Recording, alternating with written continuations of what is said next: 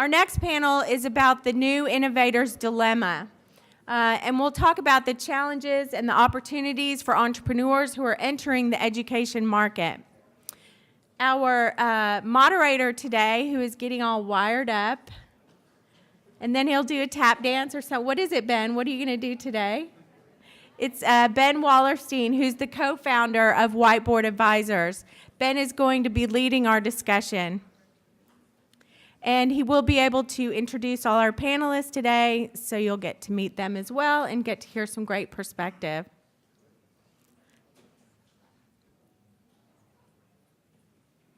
No pressure. There we go. All right, Ben, it's all yours. Thank you. Thanks. Maybe I'll start. I can start standing here and then pop over and sit down. So I'm really excited about this discussion today. I thought Rob Nail was awesome. I think everyone probably enjoyed that.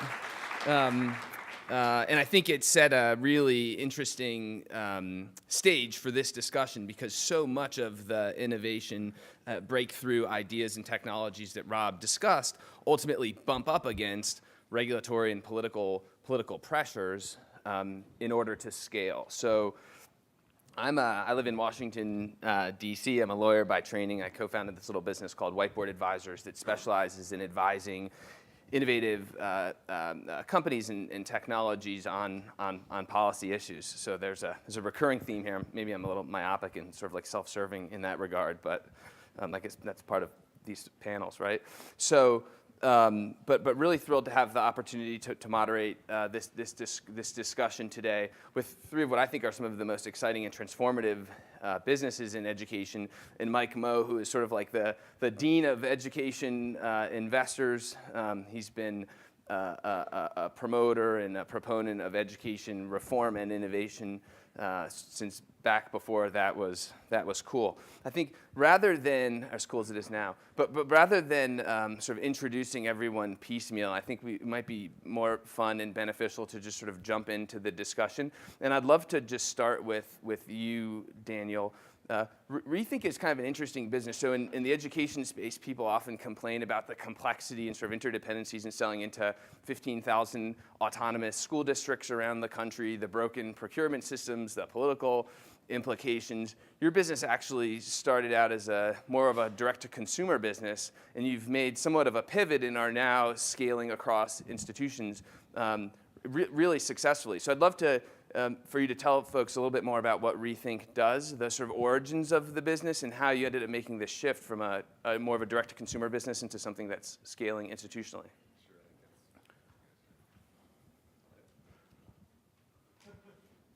I have no control over that. Oh, then now it's on. The guy just had to. There we go. Yeah. All right. So, yeah, Ben, you're right. We first started out looking at the consumer market, and I think many of you will realize direct-to-consumer is always a tough business, and a lot of our shift was really driven by, as you noted, regulations and issues that school districts were facing, specifically IDA requirements and now Common Core requirements, because it's really hard, as you can imagine, for a district that's seeing increasing numbers of special needs, the population within their district. They have limited resources, shrinking budgets, and how do you really push best practice intervention to the very front line to benefit the child and do it in a way, again, that's scalable across the district? And so we would describe ourselves as a SaaS-based platform geared towards helping districts better serve their special needs populations, and doing it in ways, again, that put tools in the hands of the front line and the teachers, train them on how to implement best practice innovation to that special needs population, and increasingly important to the district is really being able to measure the progress of the child. It's easy for a regular ed population, you have standardized tests, et cetera. These things don't apply to the special needs population. And historically, a lot of the way they gauge progress was qualitatively. The child met the IP, sort of met the IP, not really. We want to bring a truly data-driven approach to the school district, and I think that's really resonated with our district customers. Yeah, just quick follow on. Can you talk a little bit about the data that you're gathering and the implications, either from an education and maybe even more broadly from a healthcare standpoint? Sure, absolutely. If you look at the pressure that district administrators are under, whether it's lawsuits, meeting federal IDA requirements, and also teaching in the Common Core, again, to really show that the special needs child has made progress during the course of the semester, during the course of the year. And the nice thing about our approach, it's behavioral intervention, behavioral therapy. It's a very data-driven approach. And if you can put the right tools in the hands of teachers, you start getting them, A, to embrace it, B, to start gathering data, and C, that really gives the administrator A, visibility in terms of what's going on across their special needs population, and it gives them a better sense of where to allocate those resources to better serve the needs of the child. Great. Well, thanks. And I'd like to turn to Mike for a minute with GSV. Something that I think has been actually really healthy, and I think Rob touched on it, has been the challenges facing companies like Uber and Airbnb. Sort of obvious challenges from the perspective of a Washington sort of political and policy person. Those are businesses that are disrupting incumbent industries, and so it's not surprising that those industries push back through government in order to affect the market environment. I was just reading the other day an interesting piece, I think it was in Bloomberg Business. It was titled, "What do government agencies have against 23andMe, Uber, and Airbnb?" 23andMe, which is a business I wasn't familiar with, does genetic testing. So they raised $125 million, and they were shut down by the FDA because they didn't have the appropriate clearances to allow for their business model to function. So I'd love to hear a little bit more about what sorts of businesses in education GSV looks at, your considerations, and with particular attention to the extent to which you take into account political and policy issues as either opportunities or threats. Great. So how many of you here took a cab here this morning? How many people had to wait more than 30 minutes to get the cab? How many people use Uber in other markets? How many people hit their Uber app this morning and went crazy when it said, "Sorry, we're not allowed in Las Vegas"? So, I mean, it's, I think, again, what you see, and again, Uber is a great example because basically everybody wins except for the established system that isn't delivering what the marketplace is looking for. And they've been able to overcome that with a compelling proposition for basically the whole, most of the ecosystem. Yeah. And I think so as we look at the education market, you can't ignore the realities of it being highly regulated and the government being able to step in and change the game. But I think what we look for are businesses that are delivering a compelling value proposition, what we call return on education, ROE, where you can see significant outcomes that are derived from a product or a service. And so what we believe, and again, we think it's obvious, is that the greater the educational impact a company can have in this marketplace, the greater the financial returns. And we think that's a wonderful thing. So we don't think there's anything inconsistent with creating great returns for our investment and delivering something that has sensational educational impact. So I mean, the bottom line is, we can go through the different investments that we've made, but we're really focused on is, can this have significant impact for the learner? Can this provide an opportunity for them to do what they're using that product or service for, which is to give them opportunity? Thanks, Mike. I think this notion of return on education is something we'll hear a lot more about in the coming years. It stands to reason that the educational impact would to some extent dictate market success. Chris, unfortunately, you're like one of my favorite entrepreneurs because you've also been a politician and a state legislator, and you come from a political family. If you don't recognize the name Romer. Unfortunately, in politics and policy, the good guys don't always win, right? So I'd love to hear a little bit more about your experience as a legislator and the extent to which that's informed your perspective as an entrepreneur. And I think you're one of my favorite entrepreneurs because you're baking in the policy and sort of political considerations to your business model from the get-go. And I think that's having a significant and positive impact on your business. But would love to hear a little bit more about your perspective on that. There's a lot there. I'm Chris Romer, president, co-founder of American Honors. We do honors colleges and community colleges. And all we do is, the way we execute is, we do a relationship with the community college. So we work in an environment that's a multi-regulatory environment.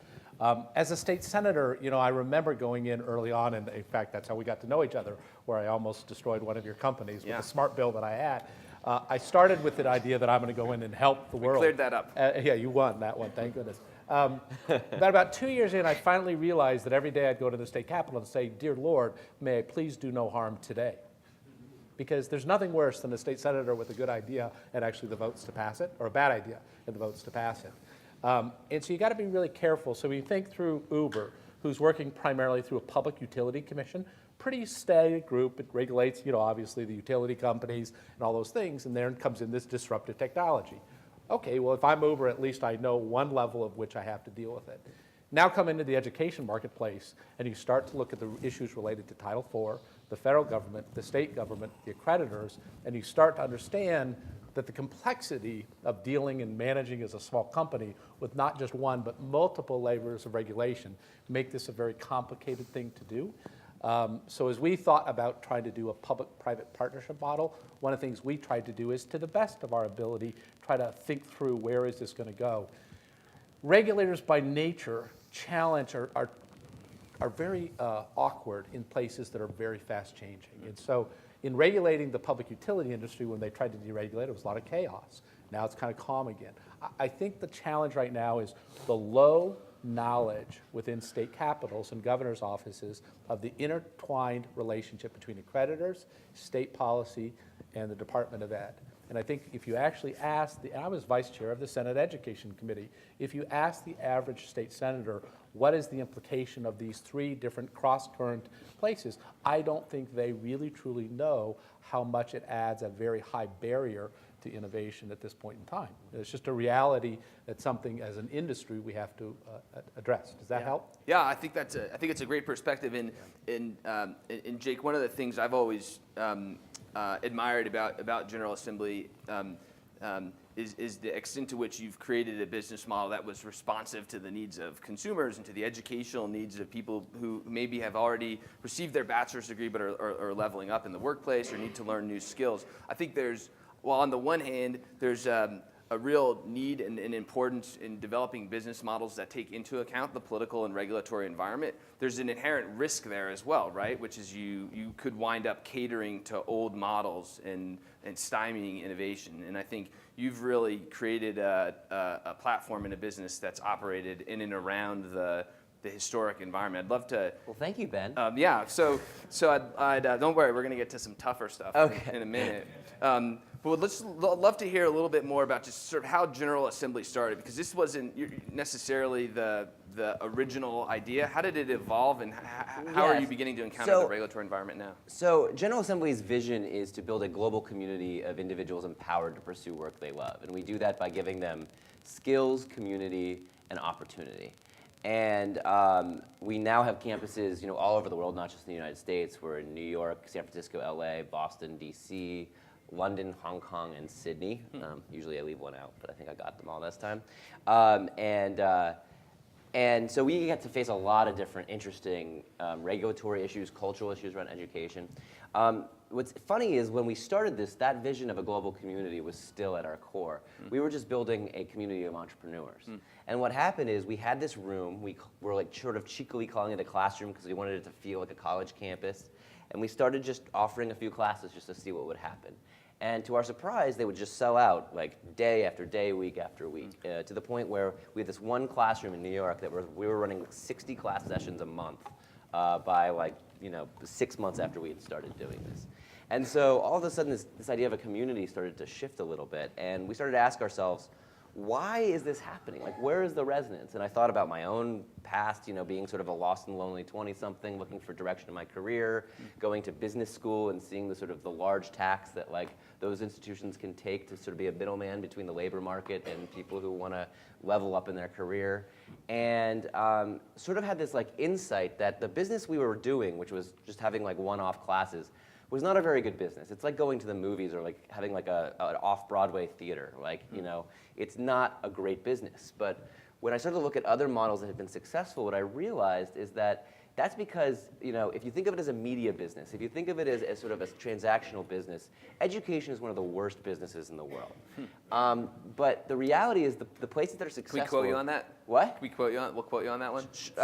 Good. Well, no, because what...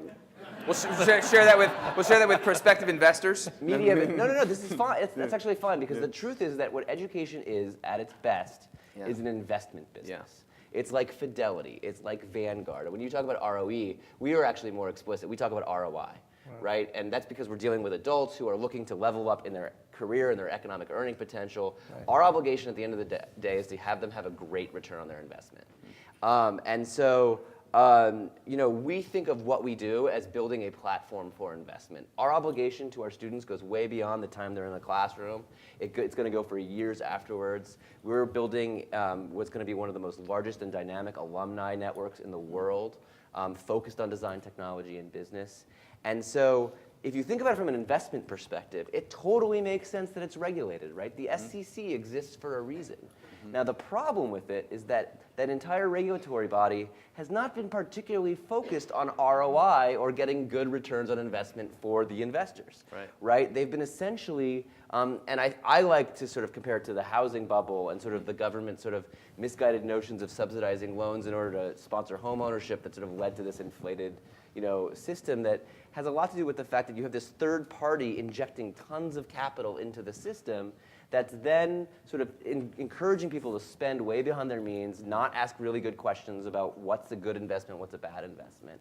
And it's led to where we are today in the education world, where we have like trillions of dollars being spent without a very good ROI.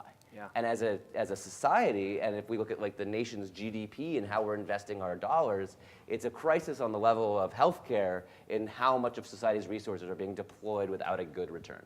Yeah. Yeah. So in that context, the regulatory environment is very interesting. Yeah. We've chosen to avoid any kind of path towards accreditation because, as we can see, the only real reason to be accredited is to be able to access Title IV loans, and we see sort of Title IV as sort of being a 20th century concept that we need to move past, and we're looking for ways to innovate that, and we want to be a leader in that, and we don't want to be. It seems almost like it's like a drug, like it's like it's like a methadone addiction the minute you get on it, and so. But that being said, we still have to work in terms of the regulatory system. So in most states, we are regulated by the same bodies that regulate sort of basement beauty schools, and. You can understand in a world of consumer protection why you want to make sure that people who are running schools don't take advantage of immigrants or people who are from a lower income status and aren't sophisticated enough to evaluate whether or not an organization is legit. At the same time, we are doing something very different than a beauty school. Yeah. And so to the credit of all the regulators we've met with, they get what we're doing. They love what we're doing. It's very hard to be against creating more skilled workers and more jobs in technology and innovation. So we're incredibly lucky on that point. But we still have to go through the bureaucratic headaches of doing it. And I would say as we've evolved and understood what our role is in sort of being a leader in trying to sort of push a path forward in education innovation, we've understood that we just need to be proactive in working with those regulators. And so we have started to develop really good relationships, understanding where we can work within the existing framework, where we have to sort of get it adjusted to be more ergonomic with what we're trying to do. But what I'm really excited about is now looking at ways to, and sorry, I'm talking forever, I apologize. But it's really interesting. Okay, what we're really trying to do is now look at ways of not just being on the defensive and being in compliance, but how do we create opportunities and look at these regulators as partners? Because everybody has the same goals at the end of the day, at least at the levels we've been dealing with, of increasing the ROI of this education investment dollar. And so I think what's really interesting is in years to come, both at the federal and the state and the city level, is looking at ways of of sort of shifting some of this dollar spend that's not getting a good return to programs like GA, but there'll be tons more that serve a much broader audience than we serve with our sort of digital economy jobs. How do we shift those dollars away from this sort of accreditation-heavy focus on getting a piece of paper that says that you took some classes to programs that actually deliver on a promise of leveling people up and getting them to a better place in their career? Yeah. No, I really appreciate that, and maybe Chris and Mike, if I can get you to forecast a little bit. We're having a major national discussion about the role of accreditation. Accreditation conceptually is terrific, right? You want there to be sort of some mechanism to ensure quality control and to evaluate courses and institutions and degrees and ensure that they mean something. Rob highlighted some of the alternative models, right? And so we have really smart people in the room that are focusing on things like e-portfolios and other models to demonstrate what individuals have learned and what they can do that go well beyond degrees or traditional credentials. Where do you see that? You're an investor in Coursera, for example. Where do you see that evolving?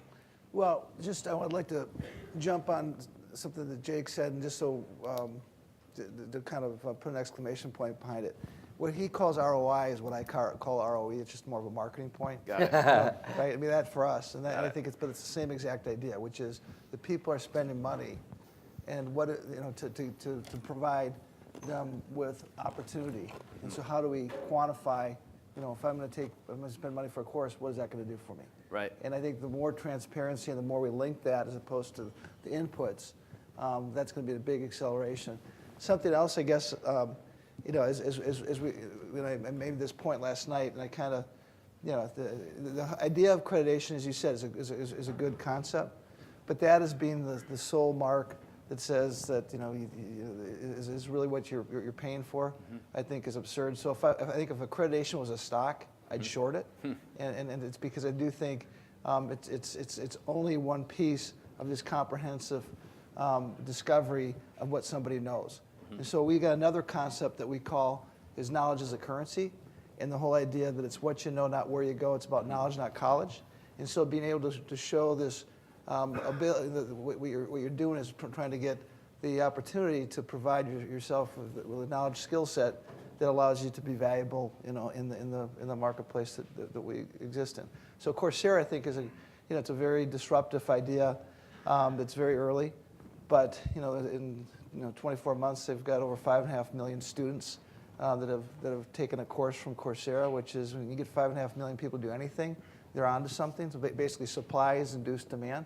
Yeah. And I think what we're seeing is the beginning, really, of a transformation of how learning is acquired and how we measure that. And just one last point, what I'll say, is this idea that there's kind of this false judgment, these ridiculous conversations about, and I think a lot of it is in the regulatory world, about are you for profit or not for profit.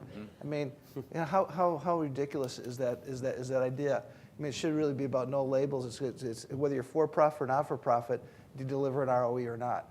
Are you providing the type of opportunity for participating in this or not? And there's great people in the for-profit, not-for-profit world, but it should be all focused on that reality. Got it. Well, So just, you hit it on the nail on the head, because you got to be very careful to make sure there is some guardrails that's put around this. It's just, you have to be careful when you do that you actually allow for innovation. What we do is help top students from community colleges get into places like Stanford, Vanderbilt, Cornell, and we did it very well. First group we did out of Spokane, Washington, got 81% into their dream schools, top 50 schools. When you get that kind of results very quickly, and we have a wonderful young woman named Elizabeth who went from Western Washington to effectively Stanford this year, you have the ability to be inappropriate in the way you sell hopes and dreams. And so when you know someone else is paying for it, 80% of our students are Pell eligible, there's a lot of federal loans out there, you have the ability to sell hopes and dreams in a way that can be dangerous and inappropriate. So therefore there has to be a regulatory body that does it. The problem with it in a country that really needs to get a human capital strategy, We made a very clear decision not to be accredited, never ever want to be accredited, because we partner with accredited institutions. And that's how we figured out how to quickly get to scale and do what we do. So it's forced us in a public-private model. And I think it's wise and appropriate. But if we actually had to go the other route, I don't know that we could have done it. Like if we had actually tried to be a 2-year honors college, which nationally we're cutting all the articulation barbed wire that's all over the top kids in the country that should be able to go anywhere they want to go. But if we had to do that and go through that process, oh my goodness, the stress on our investors combined with the pressure it would have put on us to take that on as a small company would have really been challenging. And so I think that's a really important thing for policymakers to think through, because we desperately need to do this, but it was not a path that we could have gone down. Now, we've made good choices not to go down that path for our business model, but if I had to go down that path, oh my goodness, that would have been expensive. And I would guess that to bear those costs of going down that process would have led you to be forced to make decisions that would have not been in your students' or your company's long-term interest. Absolutely. And so in an area where the country needs that innovation, that's something for policymakers to think through, because the next American Honors and the next group who wants to do this human capital, it is a very high barrier to entry to go through those 3 prongs of federal, state, and an accreditor regulatory, and it puts a very high barrier of entry in a world that needs some innovation. Yeah, and if I can, I think there's an ongoing sort of debate and question. People times often will say, well, gosh, education's just different. Education's just different, right? And we talk to clients all the time that say, gosh, we're 15,000 autonomous school districts around this country. It's so complicated because like if you're Motorola and you're selling interoperable telecommunication systems to try to help plow truck drivers and cops talk to firefighters and first responders, that's somehow less complicated, right? Like, and by the way, you're probably dealing with like three local unions. Daniel, you've recently launched an interesting partnership with Magellan, and the business is evolving into an area that it really extends beyond education. You're sort of touching Medicaid, Social Security, and health and education. By the way, it used to be one federal agency back at one point. So I'd love to just sort of like get your perspectives on sort of some of the key differences and observations that you're seeing between the way the world works in the world of education and the way things are moving in the healthcare space. Sure. Actually, we see some similarities, unbelievably. When we look at the healthcare space, they're the same things that are driving school districts to think about how do we make data-driven decisions, and how do we ensure that our special needs population, which is what we focus on, really is getting the best level of services and actually making progress and being able to measure that progress. What's happened on the healthcare side is you've had a lot of legislation passed at the state level. I think about 34 states are now mandating managed care companies, health insurance companies are doing business in the state to pay for direct services for a child with special needs, specifically autism. And so what that does is it does 2 things. Number one, it actually ensures that for the first time, parents are getting access to services they wouldn't normally have gotten previously. What's interesting with school districts is it actually gives the school district an impetus to not have to provide out-of-school services to that family, because now there's someone else that will bear that burden. But what it does start to do, again, similar to school districts, is it makes managed care companies think, okay, we have this population, we have to provide services, and we're talking about big bucks. It's about $30,000 to $50,000 plus per year per child to provide a direct service model in-home to a child with autism.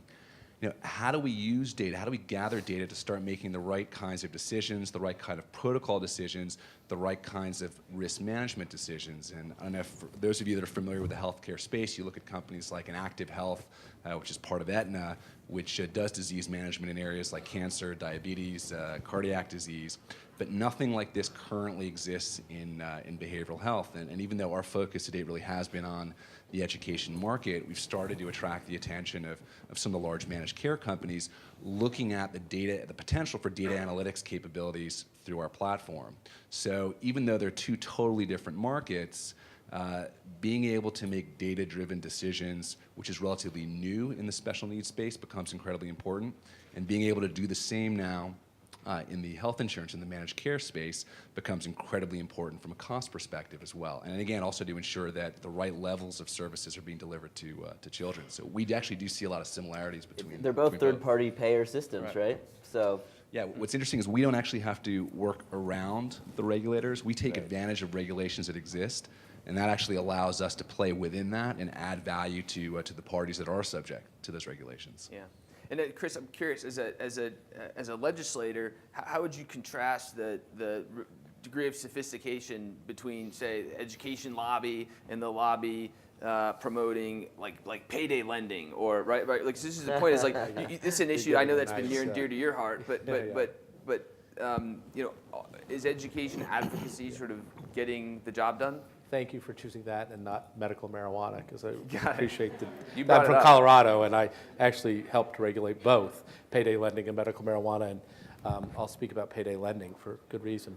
You know, it was an industry, again, that was being abusive. There were clearly a lot of predatory lending on low-income people. We came and actually did a very good job. It's now kind of the Pew Charitable Trust takes the bill that I wrote, says it's the best bill in the country, in regulating predatory lending on low-income people who need to cash checks. So it's a good thing. Government came in, did a good thing, took an industry that was out of control. The problem with it is that as a state legislator, you're so busy, you have to rely upon the lobby to provide you information. And I can say with a lot of certainty, with the way in which governmental agencies like four-year institutions and flagships lobby for and against their own interest, and I helped to do the 2+2 articulation bill in Colorado, you know, you would assume that they would play with the same ethic, that they're involved in preserving the best outcomes for the state of Colorado education. And what really happens is so many state agencies have been in starvation diets that incentivizes an enormous amount of behavior, bad behavior, where in working, trying to put together the 2+2 on the Gen Ed core, you ended up with behavior by lobbyists, paid lobbyists, for higher ed institutions that frankly, in my opinion, was behavior that was worse than the behavior of the payday lending lobby when they came at me on payday lending. And I was truly going to make a big difference in the payday lending. I did make a big difference in their ROI of their industries. ROE, thank you. But the point of it is that you just have to understand how quick and how much decision making a legislator has to make with very little information, and therefore how my greatest advice to everybody who does this work is please don't show up when you have a problem. If you're in a business that's regulated, get to know your regulators, get to know your policymakers before you have a problem, because then you'll have the credibility to solve a problem when it comes. Mm-hmm. Appreciate that. I think we'll maybe do some questions, but I have one final question, really geared, I think, to Mike and to Jake. I know you're engaged with lots of sort of entrepreneurs doing really interesting things. Do we run a risk that we relegate our top talent to, I mean, we're at the Consumer Electronics Show, right? So consumer electronics is great. Technology has the potential to solve big social issues and to play a role in education and health. Do we run a risk of discouraging entrepreneurs or private capital from playing a role in tackling these big issues because government is too activist, or because there's lower hanging fruit in other sectors that aren't as highly regulated? What's like the sense of the Valley on that these days? I mean, for sure, if you're talking about Silicon Valley, the more things you feel like the government can get involved or get in the way, the more you kind of you shy away from. What I'll say, you just look at the data. Education historically has been an area that has been one where the top venture capitalists have kind of not wanted to invest. And and I think a lot of it is that very issue. But now you look what's actually going on. I mean, the growth in VC investment in education category has grown about 50% on a compounded basis over the last 5 years. Last year was about $1.2 billion of risk capital going into the space. And the people that are investing are the guys that are always early and usually right. The benchmark capitals and the Kleiner Perkins and the Sequoias, the very best ones. And so I think with that saying, I think usually right is a bit of a stretch. Well, for how that model works, right? They're generally right on, direction. Okay. And I think the fact is, the fact you're seeing that happen, I think is a positive thing. But I think the fear of government intervention, is always weighing. But I do think a lot of this is like gravity. Yeah. I mean, it's like Uber. You know what? I'll bet any amount of money you'll be able to get an Uber here, next year's Consumer Electronics Show. All right, we'll take you up on that. Yeah. I want to say that one of the things that has made Michael so successful is that he he understands both worlds. Yeah. And I think, like investment is, I think it crossed like $1 billion last year and the year before. It's a big deal. It's the first time that's ever happened. It's unclear how much of that is like invested well because of, I mean, there's been these cycles in education. The Valley got crazy around online education back in the 90s. It kind of flamed out the same way, you know, and we may be seeing some of that. The difference is that I think there's entrepreneurs who are seeing that regulations can be used both as like they can be barriers, but they can also be opportunities. Yeah. And I mean, I spent a few years in a previous life as a telecom investor, and some of the biggest companies in this country were basically built on the backs of the fact that this is a regulated industry. You had cable, you had radio, you had TV, you have cellular, and those are. If you can be on the right side of that line on that, you have a beautiful business. And Uber, because they were first to market, because they're creating this network, because it's hard to enter that, they have real barriers to entry, and that's like boosting their valuation and their potential for further growth. Yeah. So, regulation can be a double-edged sword that way, but you have to be really smart about it. Yeah. I just want to jump in as well. I think one of the reasons we got into what we're doing and why we pivoted very rapidly into the school district market is because we saw an opportunity because of the regulation. So again, we view it as a net positive for a company like ours. And I think if you're smart and you see the opportunity, that's what's going to drive where entrepreneurs go. And I'd come to close again just to remind that Uber has a singular regulator to deal with, which is the Public Utility Commission in Nevada. Now, maybe they'll lobby the governor's office to deal with that for the most part. The challenge in education is the trifecta of effectively the state governmental system, which is deciding to do performance-based, seat time models versus performance-based funding. You've got Title IV changing, shrinking.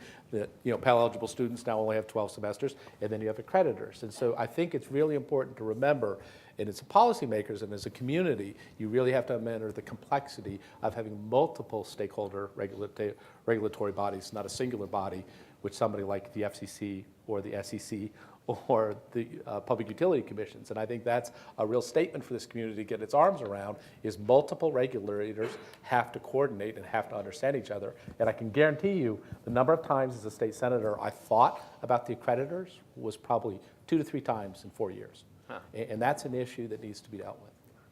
Thank you. Do we have a minute for a We do. question We or two? have a quick moment. Do we have any questions in the audience? Any questions? All right, here we got one up front. Remember, please introduce yourself so we know who you are, where you're from. Hi, my name is Enrique Gandarilla. My wife and I have a consulting company focused on education and health here in San Diego.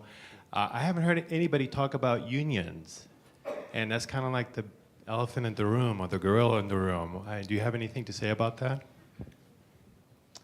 Well, I mean, again, I think it's one more structural issue that is just part of the equation. I do believe that as you look at all this, if you kind of focus on the real issues, the more you create transparency, and the more you focus on what the real issues are. Are you getting educational results or not? Are you getting the ROE or not? Are you solving this kind of noise about some of the interference that you've seen historically? And so, look, you can't ignore. I mean, the teacher union is one of the most powerful, lobbying group in the country.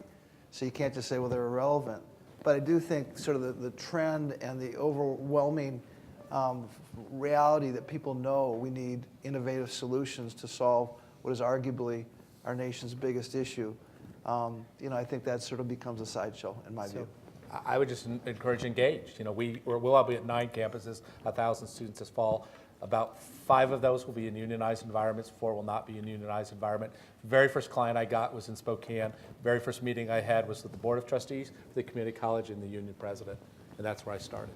And just to add to that, I mean, we have a large contract with the U.S. Department of Defense. They use our platform in all military-based schools worldwide, and we had to get the approval of the teachers' union. And I think to what was said earlier, if you have a good product that really addresses the customer's needs, it makes the teacher's job, the educator's job easier, you'll get through it. Yeah, I think just for what it's worth. I don't know if I can jump in on that too, but I think oftentimes it ends up being a red herring issue. The regulatory issues, the complexities at a state and local level are oftentimes much more nuanced I think the mainstream media, the ed beat journalists, like tend to have like one or two sources on a local story. You talk to like the local school board person, and you talk to the union, or you talk to the superintendent, the school board person, and the union. So I think to some extent it reflects a lack of sophistication and understanding many of the real issues. And I mean, I tend to view there's 3.3 million teachers in the U.S. and there's 15,000 plus autonomous public school districts. It's a really big, complex system. Labor is a critical part of that. We're not going to get anything meaningful done if we don't engage and work collaboratively. But I think oftentimes it's sort of a red herring issue that plays less of a role than people think. But it's definitely one more step to consider as you kind of go to market, right? Yeah, absolutely. Yeah. All right, we got one more question. I'm Balraj. I'm the CTO of a personalized learning platform, K-12. Common Core is probably one of the biggest changes it's not direct regulation, but it's like almost forced on because of the budget implications. What do you have to say for what would be the path forward and how it will be creating some opportunities or challenges? Yeah, I mean, I think, again, I missed the discussion last night, and Common Core, where there's the proponents and the opponents, but my view for an innovation standpoint and for accelerating the system, it just makes, I think it's overwhelmingly positive and makes sense. I mean, the fact that you don't have that you're reducing the amount of fragmentation and some of these impediments that it takes for an innovative company with a unique solution to reach the marketplace. And I think Common Core is a great concept. Obviously, it's going to continue to get refined and better, but overall, I think it's terrific, and I think it's a major step forward from a conceptual standpoint. And I think we got to keep on making it better. Yeah. I'll add to that as well. We've actually found Common Core to be a real boon to our company, because if you can imagine a mainstream teacher with a special needs child in his or her classroom, and in addition to teaching the class, you have to teach to that child and teach that child to the Common Core standards. That makes it more difficult, and it's a bigger burden. And so solutions like what we offer, if you can make the teacher's job easier, that already solves a major issue, and it becomes more of a pull process and makes your product more attractive.